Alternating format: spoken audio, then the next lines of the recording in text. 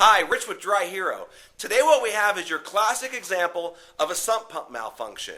Now if your house has a basement and it's new enough to have a drain tile system, you probably have a sump pit and a sump pump.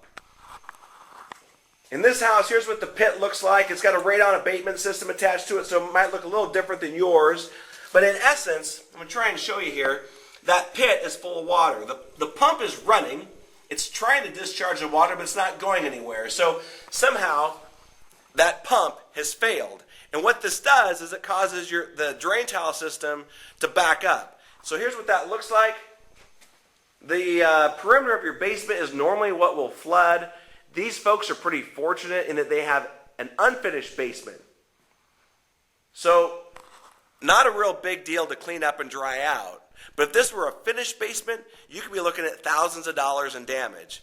And what we're going to do is we're going to open up that pit, we're going to pull that pump out, we're going to try and figure out what is wrong with it, and show you folks at home what the failure is so that you can prevent this from happening at your house.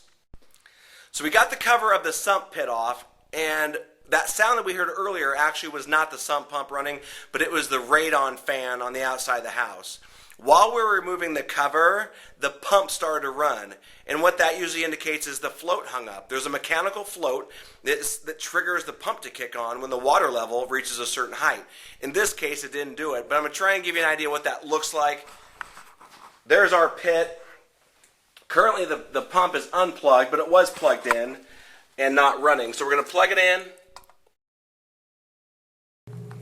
Tight quarters here.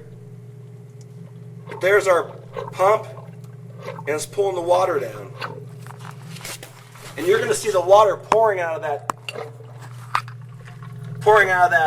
drain tile, because the whole perimeter of the house is full of water.